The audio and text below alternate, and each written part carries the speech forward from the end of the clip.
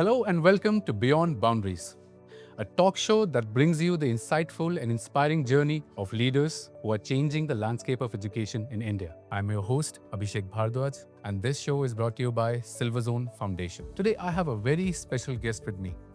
She is the principal of Delhi Heritage School.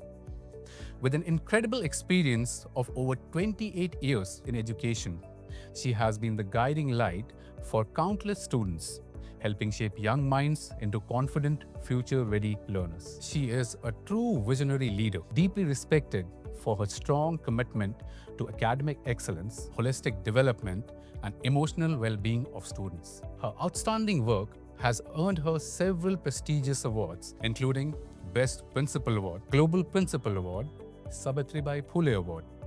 But beyond all, what truly defines her passion is for inclusivity, empathy, and global learning. It's our absolute privilege to welcome Ms. Vibha Gupta, Principal, Delhi Heritage School.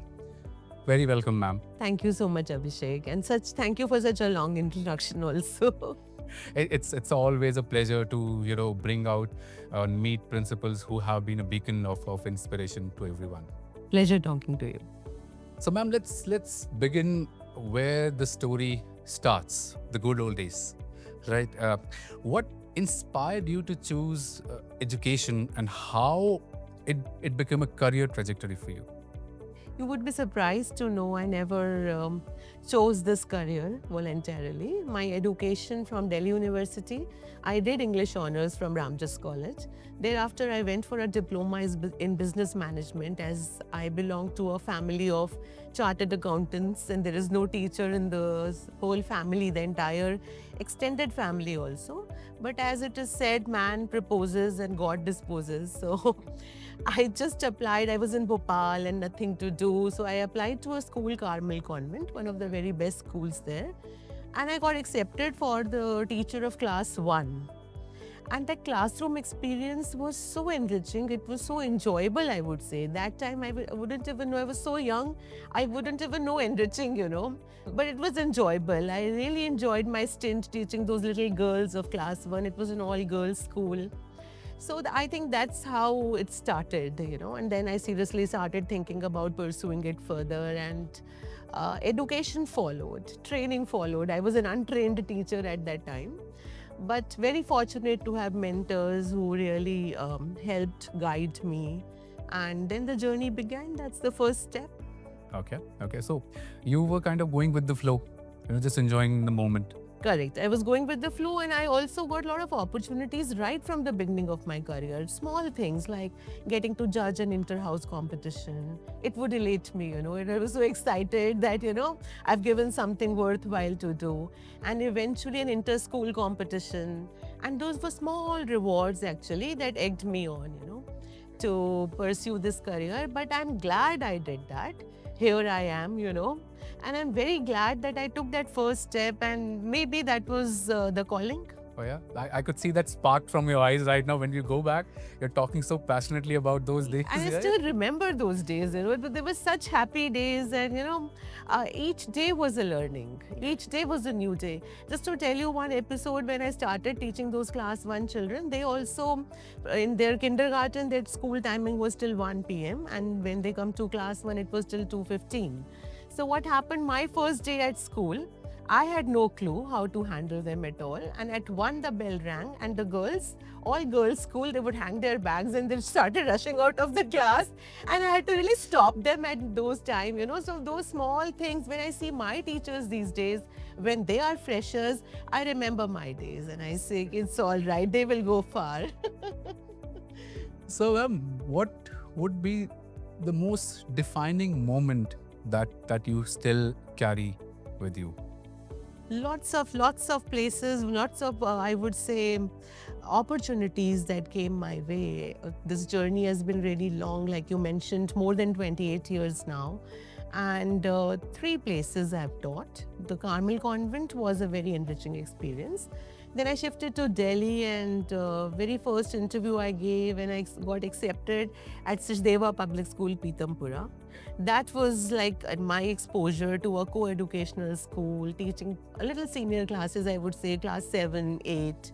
And there I really grew as a teacher, as a person, because then eventually I got to be the coordinator, then I got to be teaching class 12, and then the examinations in charge, eventually HOD English.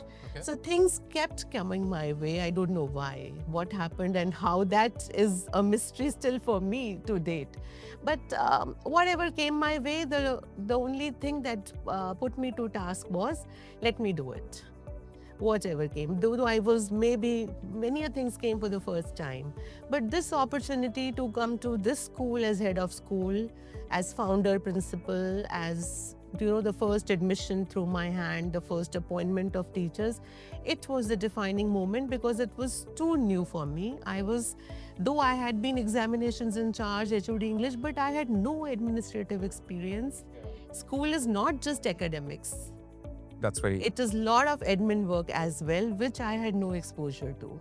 So eventually I got to understand that I have to look after a Mali as well, and I have to look after an accounts department as well. It is not just classroom.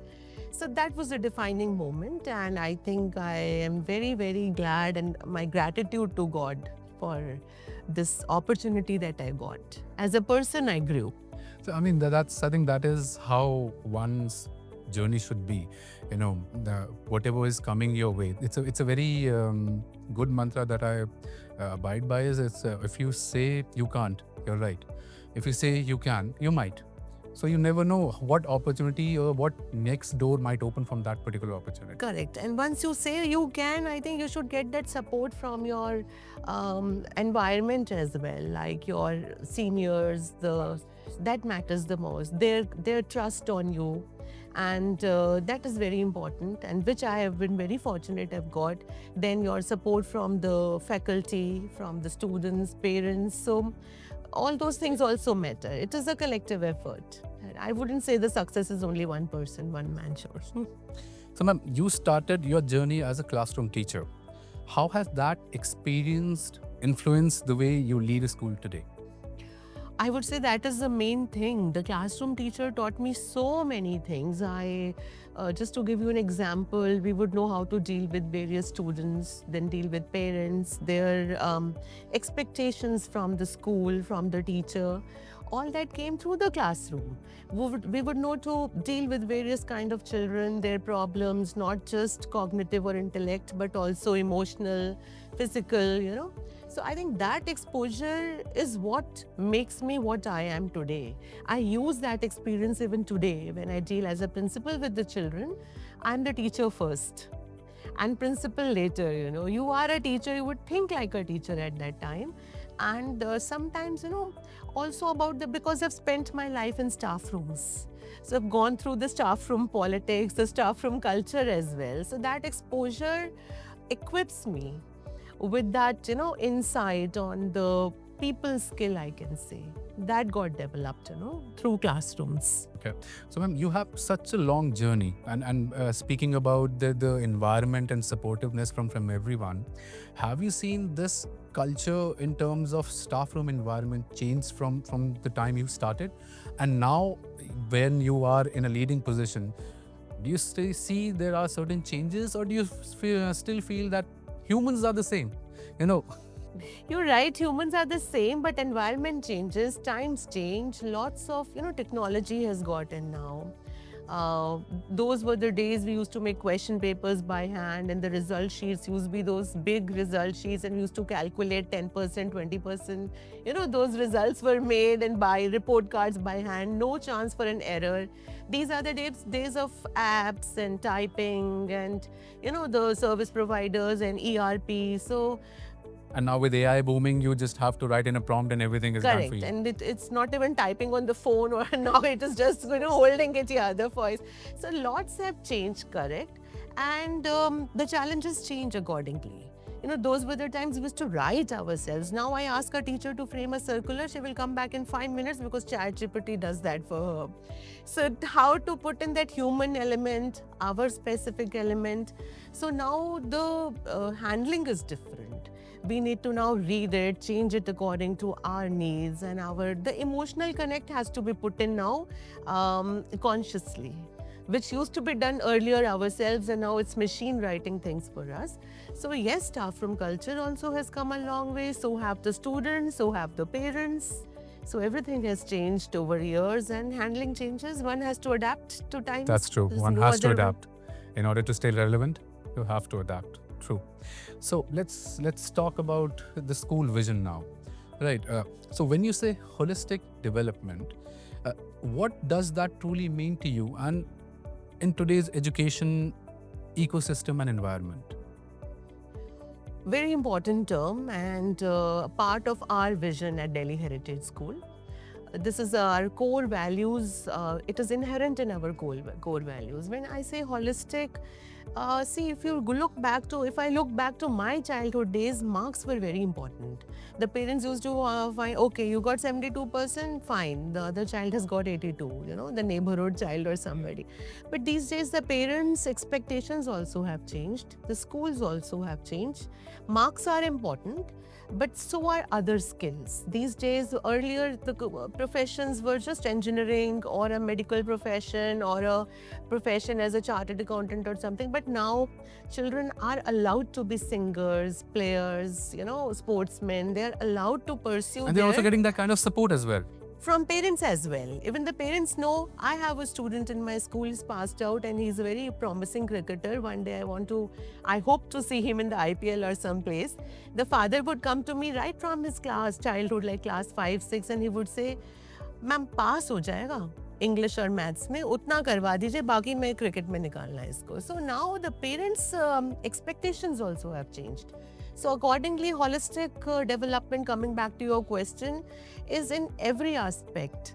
Intellectually strong, all right, but emotionally also strong to deal with failures. Failures should be normalized, or I would say mistakes should be normalized in this school. All right, if the work is not done or not up to the mark, but the child is going for, say, debates very nicely, is a good orator, so that is also success. That's That true. is That's also, true. so these Such days. is not just you're getting marks or Marks, becoming an correct. engineer. There are a lot of professions now. Yes. Right. And in the national education policy that has come, more stress is on the experiential learning. So it is not just exam oriented, which is very positive development for education system. So in my school, I want to see individuals who are confident, who walk out of the school, who are not emotionally unstable or would say weak. So I want to build that strength with them. So we give opportunities to them to speak a thought at the school assembly. Maybe they would be participating in a play in the school. And see, I used to hear one line from one of my mentors earlier. She used to say, "सब कोयल नहीं होते हैं, और जंगल में सिर्फ कोयल ही गाएगा तो जंगल बहुत शांत हो जाएगा. Let the crows also sing." So we ensure children get opportunity.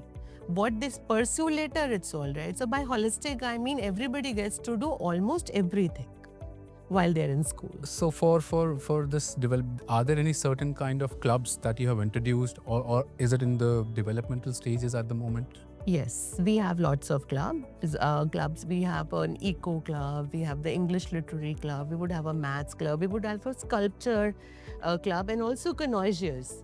They would do candle making, they would do, painting, or maybe cooking, a little bit of cooking without fire or with fire also. So let them try their hand, and you will be surprised to know lots of boys opt for connoisseurs. Yeah. Lots of boys. I'm one of them. Because they love doing it. They will come to me with a tray set with a glass of a drink and a bhel puri or something, to show the decorations over it and the garnishing. So I feel very happy to see. Let them take their calling. That just reminded me of my time when I was in home sciences class. Yes, and I really love to see those children there. Sports is all right. Music, many children go, but let them go to a actors club or something. So that is one opportunity. They may change their club also. That also we allow. Yeah. Okay. Any new introductions into robotics or AI, since this is on a boom and now the world is shifting, That's a very in thing. We have to give exposure to our children to all this new technology. The digital world is here, and it is truly here. One has to adapt to it and adopt it also.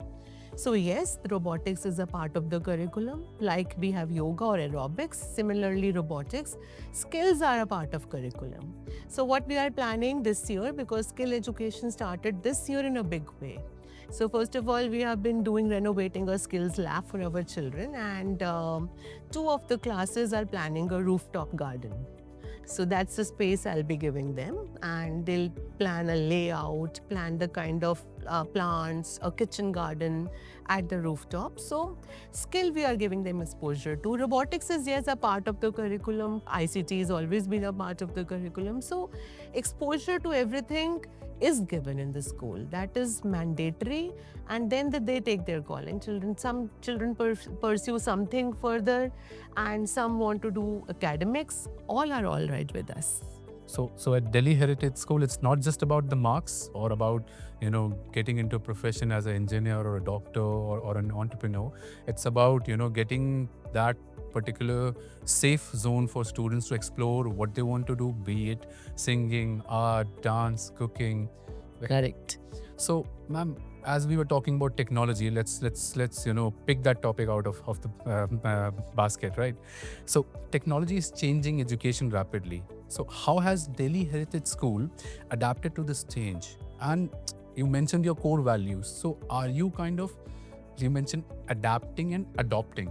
So, are these going to change the core values, or you going to integrate or find a middle ground for that? No, it won't change our core values. They remain same. And the core values are very simple, holistic development, global citizens of the world, grooming children into globalization. So technology is a part of it. It is also a tool for it. Technology may complement education. It would enhance education, but it will not replace education. It won't. So technology like smart classes, each and every classroom at our school is a smart classroom. So earlier we used to have those projectors and pull down screens, and lately for the last 2 years we have interactive smart boards in some of the classes. So teachers are using technology to complement. Suppose if taken up a topic, say angles. So a 3D, portrayal of angles would be a better way of understanding a particular topic, but it cannot replace a teacher or a chalkboard in any way. That is an integral part. The human connect cannot go. Because communication skills technology, sometimes I feel I may be wrong, but it hampers the human connect, the communication skills, because things are done automatically. AI and all. But that human connect for students is a must. They have to go out into the world. They have to appear for interviews. They have to work with their businesses, their startups. They have to sell. So for that, we have to groom them with those skills. So we have a very good balance of technology along with the traditional way of teaching as well. True. Okay. So we were talking about the humane side of a school's working and administration. So student mental health is such an important topic today. What steps does your school take to support students emotionally and they feel safe in order to express themselves or any kind of challenge that they are facing? If I talk about logistics, yes, we have a school counselor, we have special educators in place. The teachers, the coordinators, everybody's trained in empathy. Regular teacher workshops are there. That's a logistic, I think, that we are doing. But having said that, that personal touch, like I would know, I can very confidently tell you, I would know each and every student of my school personally also.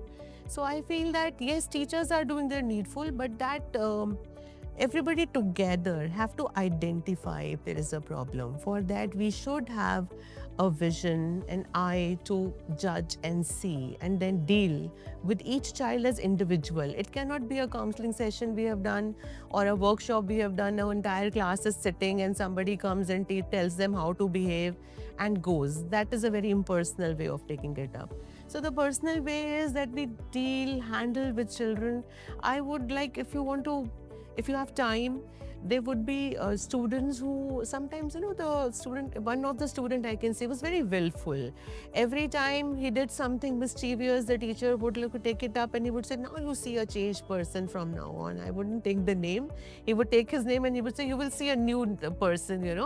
But the change never was seen. So we try to handle that separately. We have to see to it, what is the environment at home? What is the problem? Is he having some kind of an inferiority or some complex? Is the child attention seeker?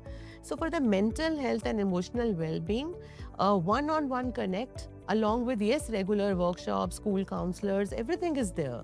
But still I feel one-on-one connect is important. At Delhi Heritage School, we do try to handle people, handle children with care, I would say. They should need, sometimes attention seekers are there, but they should be able to voice themselves. That opportunity we give in the classroom as well as outside the classroom. All right. Okay. That's really awesome to hear that there are such initiatives now in place inside the school ecosystem where, teachers have identified these are the problems and they are taking necessary steps in order to guide that particular student. And I love the fact that you are going to the root cause of the problem, not just solving the problem. If I'm able to change even one child in a year, bring about a change in one child, I think that's what is my award and reward. Not these. Yeah. I'm sure these That's are the also reward. very, but then that gives you that purpose, Yes, that the driving happiness, force. and the children do come back. After they pass out, they would come back. And even some of the students of my old school, their kids are studying with me here. And they would come back and tell me कि आपने तब एक बार डांटा था. I said, okay. So they remember you all your life just because of that one, gesture you have shown to them. That's important. So ma'am, in this next segment, we'll talk about the global exposure and collaborations that you have done. So you have worked on international collaborations. How do global partnerships enhance a student's learning experience? See, globalization is here and it is very real, and children have to be trained to understand diverse cultures. If I would just get back to in our country, children have very less exposure in their home front to diverse cultures. As Indians, we rejoice and we take pride so much in our own culture, our festivals. So at home, usually that acceptability of other cultures is very less, the exposure. We started this program about 6 years ago when we enrolled for the British Council International School Program. So they used to, now that program is stopped, but they used to have this kind of a program. Schools would enroll, and for 3 years we had to do international work to be a part of that program. So it started from there when we had a partnership with the school in Morocco and we did an exhibition. We had an exhibition of our culture here and they had of their culture, and then we had a Skype session and shared photographs and videos. That was a small way of doing it. But now for the last 3 years, we have been really associated in a big way with about 5 schools or 6 schools for now in Taiwan. And we picked that project up as an ongoing project. Various grades and the elementary school also would connect with their elementary school. We would have a session, say, on festivals of India. So once it so happened, we showed them about Holi and the colors and Pichkari and Gunjiyas. Even, children would dress up in white and come, and they also showed us their dragon race and, So the best part was all of them wishing us with a namaste. And, my children equally loud, they were ni hao. So, we taught them a few words. So that was really very enriching an experience, and children go home really excited and looking for more. So we have been doing it, and then we send them a parcel with all those gulal colors. It was difficult to send that parcel. Pichkaris were allowed, and children made some bonfire with ice cream sticks, and we sent those things for them. But colors were not allowed. But then I told the person, the transporter, that we have to ferry it. It reached there. Their unboxing video, it is on our school website also, the page also. it was a pleasure to see them unbox and then, put colors to each other, playing with pitchkaris. It was like Holi in Taiwan. So our children also, and I think such programs really enrich them. They begin to respect other distinct cultures and they respect their own culture more. Like my children would say, ki, ma'am, they're also playing Holi. So that is a big thing. So that brings a respect for their own culture as well, along with appreciating others. We had once exchanged some letters with them in person, in kind, not just digitally. Okay. Kind of pen pal. Pen pal kind of a thing. So not just letters, there were some columns in that because those people don't know much of English. Most of it is Mandarin but international schools do speak. So there were some questions on it, like your favorite place in Taipei, and ours was favorite place in Delhi, favorite food, and what do you want to be in future? So our children, mostly engineer, doctor, pilot, nurse, teacher, and their children, it was like plumber, a rapper, or a guitarist also. So, it was very good to see and read those letters in a group discussion here, and they read ours. So we understand that the dignity of labor, in our country, we have certain white collar, blue collar. Many countries don't have that. So that was a chance for us to tell our children. You see, everybody has a thought process. A country's culture is there. So our children learned a lot from these programs and we want to extend it to other countries as well. We will do that in future. I mean, that's so true. A country needs an engineer, but they also need a plumber. Correct. They also need a gardener. That's not something that cannot be obsolete. We can't do without them. Yeah. So such things, I think these programs inculcate a lot of change of mindset in the students. If we do that from this early age, 6, 7, 8 years of age, I think this will grow. It will eventually, yes, ma'am. I think it will grow now. Since now digitization is like, almost happening every minute of our lives, Skype calls, WhatsApp, there's so much. Even when we are in person, there are certain ways that we are connected digitally as well, right? So to my next question, in your opinion, how important is cultural exchange in preparing students for a global connected world? Very important. I would say very important. We do not know our children where they are going out in the world, which part of the world they'll be living in. It is very important for them to know as much as possible about various cultures, not about the world, only about India also. We are living in this, northern part of India or Delhi. Our children may not know much about South India or East India. So when they travel, globalization as well as within India also, they need to understand it is not that what mindset or lifestyle we are set in is not the only one. There are many more in the world. Just going back to Taiwan also, our grade 9 last year had a project where we cooked, So they sent us 3-4 recipes of their dishes and we had to choose one according to the ingredients available here. We sent ours.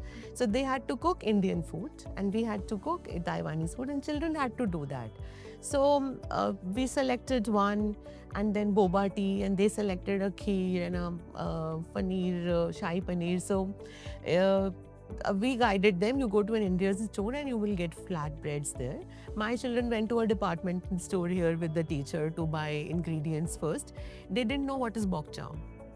They wouldn't know, so we searched and we called them up.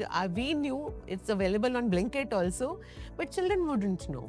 So gradually they get to understand there are other things and other ways of cooking. They cooked a meal.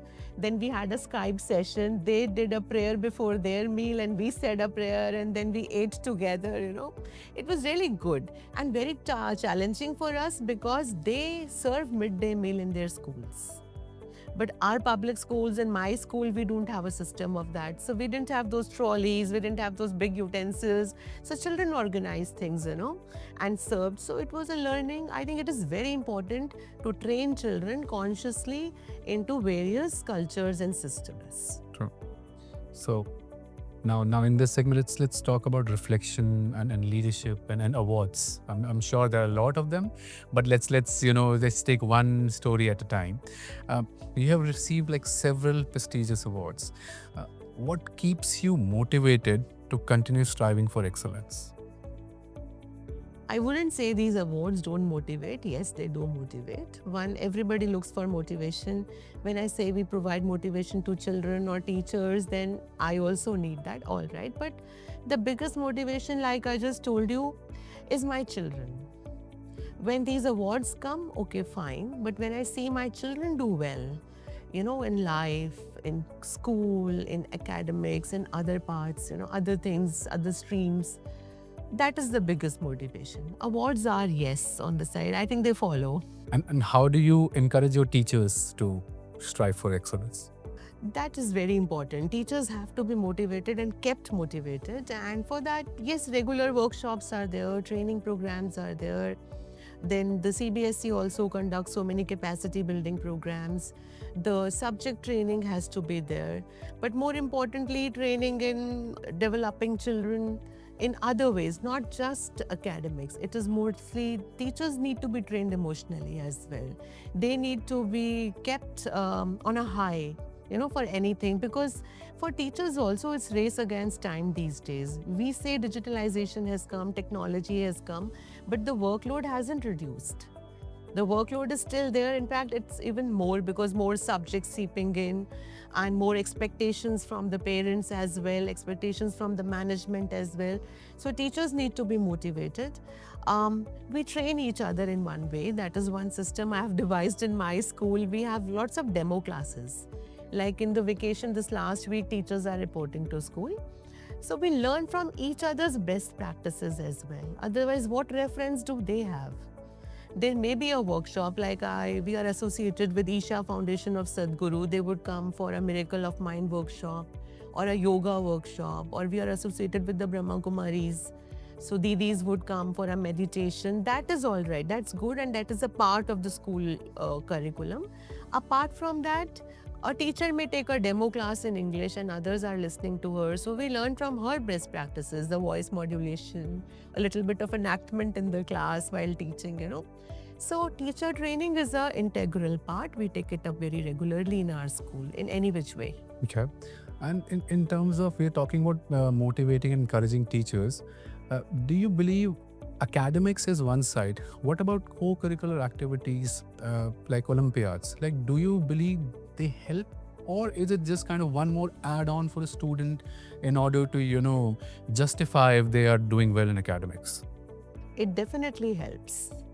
Actually, it prepares them for more examinations and tests and competitions for future. Taking Olympiads and maybe some other exams, there are many more, not just Olympiads. There would be a Hindi, or like we are associated with Bharat Vikas Parishad. They have a Bharat Ko Jano quiz every year. My children participate, they hold it in my school, and then it is at the district, state level, etc. So such things, prepares them for life, prepares them for more competitive exams in future. Like they have to get into an engineering as well sometimes. So they have to appear for JEE, they have to go for a NEET, they have to. So these things actually prepares them for varied questions, because internal home exams, teachers are teaching, the same teachers are setting a question paper, the children are appearing for that paper. So where is the exposure of the outside world? So such tests and exams, yes, definitely they are an integral part of our school. We encourage children to participate. Not just this, many inter-school competitions. We organize inter-school competitions. We want children to come to our school and our children to be as an audience. Even if we have an inter-school skating competition, I send my classes to sit at that stadium at our playground and cheer for the teams, and because that also teaches. As kid, I used to go. My school was good at basketball. I was from Rosary School, and we used to go to Montfort and used to go as a cheering lead team there. So we learn a lot, to cheer. It creates a sense of belonging. Yeah. Belonging for And the teaches school. teamwork as well, or how to, even if you're losing, how to accept it gracefully. Gracefully that's what after gives that, you. Yes, there will be a moment of disheartenment, but then it's all right. The very next moment they come back to the class and they are normal. So they learn to get defeat also. Yes, so everything is important for the children.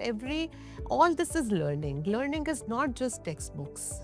So do these Olympiads give you the proper assessments that you're looking for, or is it just an exam that now this is the pattern that how you will see after a grade 12 exam? do you get those insights from them, or is it something that is just, we'll see later on? There are all kinds, but Silver Zone, I would compliment you for that because we get a very comprehensive report student-wise, where they stand school-wise and where the children stand state-wise. So that is very important for the children. It really helps the children as well as the parents. Sometimes, parents have some unrealistic expectations from the children. It's both ways. Yeah. High achievers are there, but there are some students who are really forced to appear also by parents thinking that, okay, they can do very well. But when they get an assessment which tells us where a child stands at various levels, it's an eye-opener for the parents as well. A child may do very good in English Olympiad, but has not scored in maths. So they would take an informed choice when the child comes to class 11. They would know the right choices of subjects. So these things are stepping stones, I would say, to future choices also. So some Olympiads like Silver Zone is very comprehensive, and some of there we just get the list of winners and certificates, but even that is all right because that is a motivation for the children to get those certificates and those medals. We always put it that way. It also depends on the school how we portray it. Like if I would announce awards in the assembly, then I would say that each one of you from my side is a winner and each one of you is eligible and you deserve this, work hard for that. So that gives a impetus to the work. And thank you, ma'am, because that compliment coming from you, I have that feeling of proudness inside me because I have been one of the members who have been working very closely for the assessments. How can we improve? How can we give those targeted insights to school management and for students as well? So this year we have introduced Real Matrix assessment system. So now a school will get 2 reports. One is for the student and one is for the school management, so that they get a clear roadmap of how the school in terms of academics and in terms of the questions that we have been introduced in this. But this year it's more on competency based and not just Correct. rote learning. Right. That's So very important. let's hope how this year brings I'm sure it will be insight for better. us. I'm sure because you are bringing those positive changes. But student assessment that you sent last year was really comprehensive, really good, appreciated by parents as well. Thank you so much. I feel very motivated now. I'm gonna do much better next year. That's my point actually, to motivate you to betterment. So, if you could bring one reform in education, what could that be? Reforms are underway these days. So many reforms have come up this year, But I'm glad the reforms that have come up are in the right direction. The NEP and then the NCF-SC, the National Curricular Framework, are a reform in right direction. We see a definite shift from textbooks to learning, a definite shift from from teacher to the learner. I think it is now learner-centric, and also a lot of global activities, the changes that the skill education being introduced, the computational thinking. I think all that will show the results in some time now that are being introduced. Mine would be, we have to be, and it is underway, so it's nothing new that I'm telling you, but we have to be child-centric. What we are doing in India right now, what I feel, we have been doing all these years, and specifically when I look back to my career, we were more into the students were forced to adapt to the education system, the school or the CBSE or the curriculum or whatever. I would like to see a stage when the education system adapt to a child's need. In India, it is difficult because of the sheer numbers in the classroom, but it is doable now, I think. It will come eventually. It will come The eventually. changes that I see, I think it's doable. We will be able to do that so that we are able to mold ourselves according to why should we ask a little child to mold himself? So that would be, I would like to see that. Maybe utopian, maybe doable, let's see. But that's my personal. So, ma'am, as a part of the school leadership, how do you, or as a collective management decision, how do you decide this academic year or for the next 3 years, this is the publisher that we are going? What are those factors or variables that you have in place, and some things that come up with time? So how, or what are the factors, if you can share with us? Book list deciding is a major activity. And in my school, it is a very inclusive activity. At Delhi Heritage School, lots of publishers send their samples every year. We get many books, and all of them are always good. Everybody writes a book or decides or curates a book. Obviously, it is for the positivity. What we have been doing for years now is like the English department would get the English books of all the publishers that we receive, and the Hindi department theirs. And now, though it's NCRT 6th onwards, it is only up to primary. And primary also, we have adopted NCRT in a big way. Earlier, NCRT did not publish. But for publishers also, the teachers read almost all the books. They go through them and all. Then will we have a meeting, subject-wise here with me, teachers sitting with those books, and then they can, we are guided by the teacher's opinion as well. So they would say a comprehensive exercise work is there, or maybe good illustrations are there. The stories are new. Sometimes stories are very repetitive. What a child has studied in a textbook in class 8 may be repeated in class 6 sometime. Sometimes it happens. So there are many things, whether the to-do activities are there, whether a group discussion is added, lots of things are there. So a very practical, inclusive decision-making process goes for books up to now. Let's see what happens in future. Well, I hope you will get some good insights from Ingenious Press this year, because we've been working on the kind of pointers that you have mentioned, how to understand the child psychology, and then adding on to not just making them learn things, but making them walk through that particular experience. To do exercises should be there. Through activities, right? So, ma'am, as we move towards the last segment of our podcast, right, this is a rapid fire. I'll give you one word and you'll answer in one word. There's no time to think. Very blunt, and whatever comes to your mind. Okay. I'll try. Don't be politically correct. I'll try again. Okay. So, ambition. Necessary. Confidence. Again necessary, but build. Delhi Heritage School. Excellence. Moral values. Very important. Ethics. Inculcate. Students. Dear ones. Okay. Olympiads. Difficult. Okay. Abhishek Bhardwaj. Very cordial. Thank you. Thank you, ma'am. So, thank you, ma'am, for sharing your valuable insights with us today.